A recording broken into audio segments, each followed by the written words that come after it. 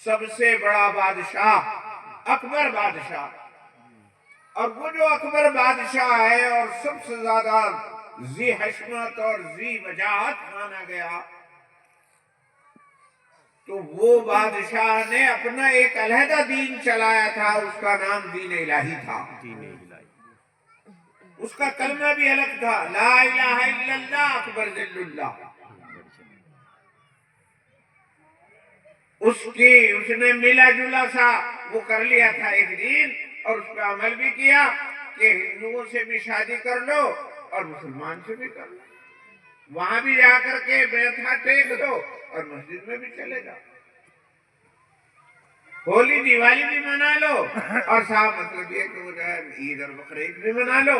اس نے ایک اور بھی اس میں پتہ نہیں کیا کیا واحیات چیزیں تھی، تو انہوں نے تو دین سے اور بگاڑنے کی تو کوشش کی تھی، دین کو پھیلانے کی کوئی کوشش نہیں کی تھی۔ تو پھر یہ مسلمان کیسے ہوئے؟ یا تو اگر یہ جو کہہ رہے ہیں کہ صاحب یہ جو اتنے دنوں مسلمانوں کی یہاں حکومت رہی، اس کے دباؤ میں لوگ جو ہیں وہ مسلمان ہو گئے، یہ بالکل غلط بات ہے۔ ان کے دباؤ میں اگر مسلمان ہوتے اور اگر انہیں اسلام کی فکر ہوتی تو پھر ہندوستان کے اندر مسلمان ہی مسلمان، بے شک۔ لیکن ایسا نہیں ہوا۔ یہ پھر ہوا کیسے؟ یہ صرف فقیروں کی وجہ سے ہوا ہے، یہ درویشوں کی وجہ سے ہوا ہے، یہ صرف صوفیہ کرام علماء اعظام کی بنیاد پر ہوا ہے۔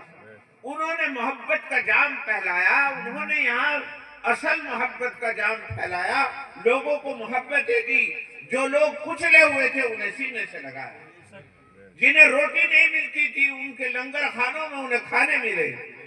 بادشاہ لوگ اپنی مجبوری کی وجہ سے ان کے ہاں نذرانے پیش کرتے تھے جو مالدار تھے، نواب تھے، اور یہ اس مال کو نظر میں بھی نہیں لاتے تھے اور لوگوں کو لٹاتے تھے۔